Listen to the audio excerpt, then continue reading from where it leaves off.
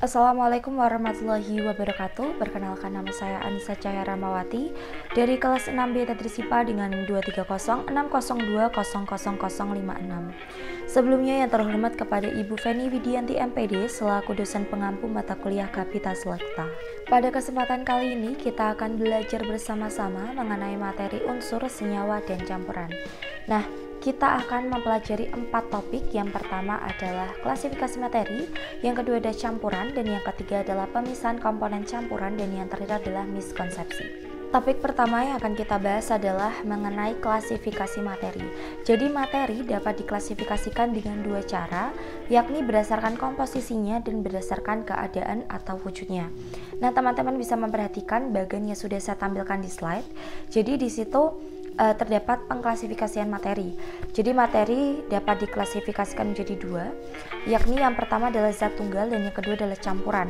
Nah, zat tunggal terbagi menjadi 2 lagi, ada unsur dan senyawa, dan campuran juga sama, terdapat pembagian menjadi 2 lagi, yakni campuran homogen dan campuran heterogen. Masuk ke pengklasifikasian materi yang pertama, yakni zat tunggal. Jadi zat tunggal merupakan zat yang memiliki materi penyusunnya hanya terdiri dari satu jenis zat saja. Nah, zat tunggal ini terbagi menjadi 2 lagi, yakni ada unsur dan senyawa. Yang pertama yang akan kita bahas adalah mengenai unsur. Jadi unsur merupakan zat tunggal yang tidak dapat diubah lagi menjadi zat yang lebih sederhana dengan reaksi kimia biasa. Nah, bagian terkecil dari suatu unsur biasa kita kenal dengan sebutan atom. Dalam tata cara penulisan nama dan lambang unsur, Jan Jacob Berzelius mengemukakan ada 3 cara penulisan nama dan lambang. Yang pertama adalah setiap unsur dilambangkan dengan 1 huruf yang diambil dari huruf awal nama unsur tersebut. Yang kedua, lambang unsur ditulis dengan huruf kapital, dan yang terakhir adalah menambahkan 1 huruf di belakang dengan huruf kecil apabila unsur tersebut memiliki huruf awal yang sama. Nah, contoh penulisan nama dan lambang dari apa yang sudah saya sebutkan tadi sudah saya tampilkan juga di slide. Jadi contohnya di sini semisal nama unsurnya itu hidrogen. Nah, karena hidrogen memiliki huruf awal H, maka H itulah yang akan menjadi lambang dari si unsur hidrogen tersebut. Nah, penulisan H ini juga harus dengan huruf kapital atau huruf besar. Kemudian contoh penulisan nama dan lambang unsur yang kedua ini berdasarkan poin ketiga yang sudah saya sebutkan tadi, yakni menambahkan 1 huruf di belakang huruf awal atau huruf kapital dengan huruf kecil apabila terdapat unsur yang memiliki huruf awal yang sama. Di sini saya contohkan ada karbon dan kalsium. Keduanya ini memiliki huruf awal yang sama, yakni C. Nah, karena karbon ini sudah memiliki lambang unsur dengan huruf awal katanya yakni C, maka kalsium ini sudah tidak boleh lagi menggunakan huruf C sebagai lambang unsurnya. Maka dari itu kalsium dilambangkan dengan huruf C besar dan A kecil sebagai identitas dari nama unsur kalsium. Nah, selanjutnya kita akan belajar mengenai pengklasifikasian unsur di alam. Jadi unsur di alam ini terbagi menjadi 3, ada unsur logam, non-logam, dan metaloid. Yang pertama adalah unsur logam. Jadi logam ini memiliki ciri-ciri putih mengkilap, dapat menghantarkan listrik dan panas yang baik, kemudian dapat ditempa. Kemudian yang kedua unsur non-logam, memiliki ciri-ciri tidak mengkilap, penghantar arus listrik dan panas yang buruk, dan tidak dapat ditempa. Dan yang terakhir adalah metaloid. Jadi metaloid ini memiliki sifat di antara unsur logam dan non-logam. Jadi metaloid ini memiliki ciri-ciri dia padatan, namun juga mengkilap, dan memiliki sifat penghantar listrik dan panas yang cenderung dari sedang ke baik. Nah, contoh dari metaloid ada boron, silikon, dan lain sebagainya.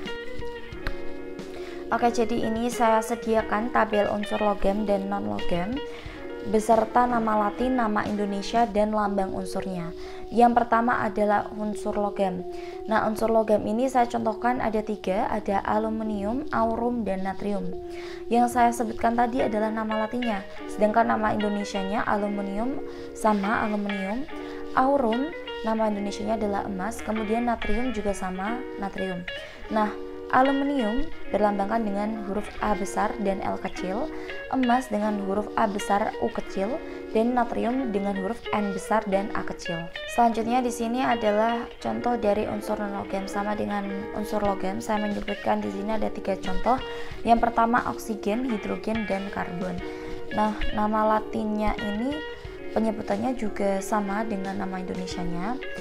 Di sini yang pertama adalah oksigen dengan lambang O besar, kemudian hidrogen dengan lambang H besar, dan karbon dengan lambang C besar. Selanjutnya di sini juga saya menampilkan tabel kegunaan unsur, tapi tidak semuanya ya, hanya beberapa saja. Yang pertama adalah natrium dengan simbol N besar A kecil, yang digunakan sebagai bahan untuk membuat lampu natrium dan senyawanya digunakan untuk garam dapur. Kemudian strontium dengan simbol S besar R kecil, yang senyawanya digunakan untuk membuat warna merah, kembang api, dan bahan untuk pembuatan cat kering. Kemudian yang ketiga adalah magnesium dengan simbol M besar G kecil, yang kegunaannya ini adalah paduannya digunakan untuk membuat pesawat. Dan yang terakhir adalah iodin dengan simbol I besar, yang bahannya ini digunakan untuk antiseptik dan senyawanya digunakan untuk garam beriodium dan fotografi. Nah, karena tadi kita sudah membahas sedikit mengenai atom, bahwa atom merupakan bagian terkecil dari suatu unsur, maka di sini saya akan menyampaikan sedikit mengenai teori atom. Jadi teori atom yang sampai saat ini digunakan adalah teori atom modern yang didasarkan pada sifat dualisme partikel gelombang de Broglie. Jadi de Broglie menyatakan bahwa elektron dalam atom dipandang sebagai partikel dan juga gelombang. Maksudnya adalah pada atom terdapat gerakan partikel seperti elektron yang mempunyai sifat gelombang.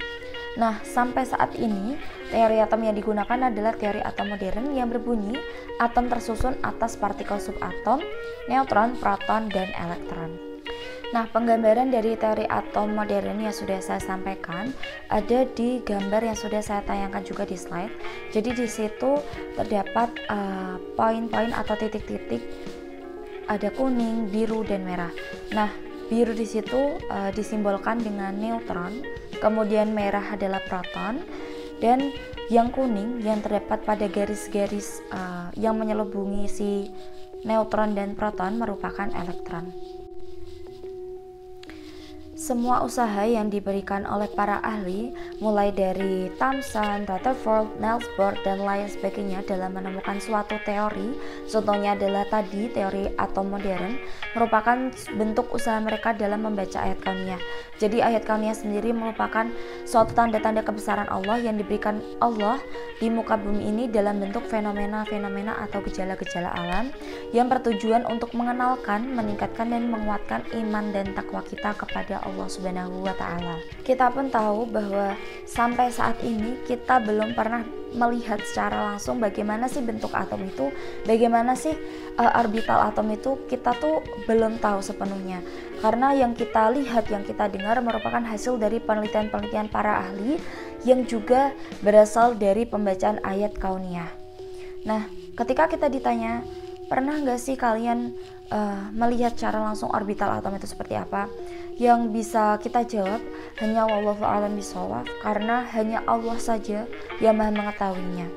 Nah, namun sebagai khalifah di muka bumi ini, kita sebagai manusia memang seharusnya tetap berusaha sekuat tenaga dalam mencari kebenaran yang akhirnya akan timbul ketundukan kepada Sang Pencipta dan mengakui bahwa kesempurnaan hanya milik Allah Subhanahu wa Ta'ala. Dan semua yang diciptakan Allah tidak pernah sia-sia, sebagaimana firman Allah dalam Quran Surat Ali Imran ayat 191 yang berbunyi, A'udzubillahi minasyaitonirrajim, Bismillahirrahmanirrahim, Alladzina yadhkurunallaha qiyaman wa qu'udan wa ala junubihim wa yatafakkaruna fi khalqis samawati wal ard. Rabbana ma khalaqta hadza batila subhanaka faqina adzabannar. Artinya, yaitu orang-orang yang mengingat Allah sambil berdiri, duduk dalam keadaan berbaring, dan mereka memikirkan tentang penciptaan langit dan bumi, seraya berkata, "Ya Tuhan kami, tidaklah Engkau menciptakan semua ini sia-sia. Maha suci Engkau, lindungilah kami dari azab neraka." Oke, masuk ke zat tunggal yang kedua, yakni senyawa. Jadi senyawa merupakan zat-zat yang tersusun atas dua unsur atau lebih yang bergabung secara kimia dengan perbandingan massa tertentu. Senyawa merupakan zat yang dengan reaksi kimia dapat diuraikan menjadi zat yang lebih sederhana atau unsur, kemudian tetapi tidak bisa dengan secara fisika. Senyawa memiliki sifat yang berbeda dari unsur penyusunnya. Kemudian senyawa terbentuk melalui proses pencampuran zat secara kimia, dekomposisi secara termal dan elektrik. Nah, contoh senyawa sederhana dan unsur penyusunnya sudah saya tampilkan di slide. Yang pertama adalah air. Jadi air ini memiliki unsur penyusun berupa hidrogen dan oksigen. Kemudian yang kedua adalah garam dapur, memiliki unsur penyusun natrium dan klorida. Kemudian yang terakhir adalah gula tebu atau sukrosa, memiliki unsur penyusun karbon, hidrogen, dan oksigen. Masuk ke pengklasifikasian materi yang kedua, yakni campuran. Jadi campuran merupakan materi yang tersusun oleh dua macam atau lebih zat yang tidak terikat secara kimia dan dapat dipisahkan kembali dengan cara fisika. Yang pertama adalah campuran homogen. Campuran homogen merupakan campuran antara dua zat atau lebih yang partikel-partikel penyusunnya ini tidak dapat dibedakan lagi. Jenis campuran homogen adalah campuran gas dalam gas, gas dalam zat cair dalam zat cair, gas dalam zat padat dalam zat cair. Kemudian contohnya adalah air dan garam atau air dengan gula. Kemudian campuran heterogen merupakan campuran antara dua macam zat atau lebih yang partikel-partikel penyusunnya masih dibedakan satu sama lainnya. Campuran heterogen dibagi menjadi dua, yakni koloid dan suspensi. Nah, koloid sendiri merupakan suatu bentuk campuran dua atau lebih zat yang bersifat heterogen namun memiliki ukuran partikel terdispersi yang cukup besar sehingga mengalami efek Tyndall. Nah, contoh dari koloid sendiri adalah santan. Selanjutnya adalah suspensi. Jadi dalam ilmu kimia, suspensi merupakan suatu campuran fluida yang mengandung partikel padat atau dengan kata lain campuran heterogen dari zat cair dan zat padat yang dilarutkan dalam zat cair tersebut. Nah, biasanya suspensi ini mengandung campuran yang berisikan partikel padat yang tidak larut karena terdispersi dalam fase cair. Contohnya di sini adalah air kapur, kemudian ada campuran air dan pasir. Sebelum kita masuk ke topik yang ketiga, yakni pemisahan komponen campuran, di sini saya akan menyimpulkan inti dari unsur senyawa dan campuran. Jadi unsur yang pertama adalah materi yang tersusun dari satu jenis zat, kemudian tidak dapat diuraikan dengan reaksi kimia biasa, dan yang terakhir adalah terdiri dari unsur logam dan non-logam. Kemudian senyawa yang pertama terbentuk melalui reaksi kimia, kedua perbandingan massa unsur tetap, yang ketiga terdiri dari beberapa unsur saja, yang keempat sifat komponen penyusun senyawa berbeda dengan aslinya, kemudian yang terakhir adalah melalui proses kimia komponen penyusun senyawa dapat dipisahkan. Nah, yang terakhir adalah campuran. Yang pertama terbentuk tanpa reaksi kimia, yang kedua perbandingan massa unsur dan massa senyawa tidak tetap, kemudian sifat komponen penyusun campuran sesuai dengan sifat masing-masing, dan yang terakhir adalah melalui proses fisika komponen penyusun campuran ini dapat dipisahkan. Oke, masuk ke topik yang ketiga, yakni pemisahan komponen campuran. Terdapat 8 cara dalam pemisahan campuran. Yang pertama adalah filtrasi. Jadi filtrasi merupakan pemisahan campuran berdasarkan besar kedua partikel. Contohnya di sini adalah pemisahan air dan pasir. Sebelumnya teman-teman bisa melihat gambar-gambar yang juga sudah saya tampilkan di situ agar bisa memahami pengertian yang akan saya jelaskan. Nah, yang kedua adalah sentrifugasi. Jadi sentrifugasi ini adalah memisahkan padatan yang halus dengan jumlah campuran yang sedikit. Contohnya di sini adalah pemisahan sel darah putih dan merah dari plasma darah. Kemudian yang ketiga adalah sublimasi. Jadi sublimasi merupakan pemisahan campuran yang salah satu zatnya ini memiliki sifat dapat menyublim, namun zat lainnya ini tidak dapat menyublim. Contohnya di sini adalah campuran iodin dan juga garam. Selanjutnya yang keempat adalah dekantasi. Jadi dekantasi ini merupakan metode pemisahan zat padat yang tidak dapat larut pada air. Contohnya campuran air dan pasir. Kemudian yang kelima adalah kromatografi, yakni pemisahan campuran yang didasarkan pada perbedaan kecepatan rambat partikel yang bercampur dalam medium diam ketika dialiri suatu medium bergerak. Contohnya identifikasi zat terlarut dalam suatu bahan makanan. Kemudian yang keenam ada evaporasi, yakni pemisahan zat padat yang terlarut dengan cara pemanasan. Contohnya adalah pemisahan garam dari larutan garam. Yang ketujuh ada corong pisah, yakni pemisahan campuran dua jenis zat cair yang tidak saling melarutkan. Contohnya adalah pemisahan air dan minyak. Dan yang terakhir adalah distilasi. Jadi distilasi sendiri merupakan pemisahan zat cair dari campuran dengan prinsip perbedaan titik didih antara zat cair sehingga saat menguap zat akan terpisah. Contohnya adalah pemurnian minyak mentah. Nah, masuk ke topik yang terakhir yakni miskonsepsi.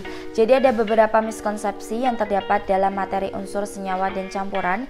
Yang pertama adalah atom bersifat netral karena adanya proton dan elektron dalam atom.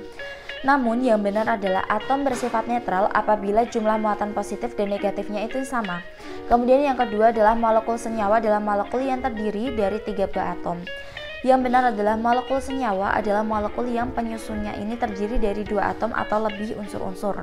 Kemudian miskonsepsi yang terakhir adalah ukuran atom ditentukan oleh jumlah proton. Semakin banyak jumlah proton, semakin besar ukuran atom. Nah, yang benar adalah ukuran dari jari-jari atom ditentukan oleh kombinasi gaya tarik inti terhadap elektron dan gaya tolak antar elektron. Semakin kuat gaya tarik inti terhadap elektron, maka semakin kecil ukuran atom. Oke, sampailah kita di penghujung pembelajaran pada kesempatan hari ini. Terima kasih pada teman-teman yang sudah belajar bersama saya mengenai unsur, senyawa, dan campuran. Semoga ilmu yang saya sampaikan bermanfaat dan saya memohon maaf yang setulus-tulusnya apabila terdapat banyak kekeliruan dalam saya menyampaikan materi. Kurang lebihnya mohon maaf. Wallahu muwaffiq ila aqwamit thoriq. Wassalamualaikum warahmatullahi wabarakatuh.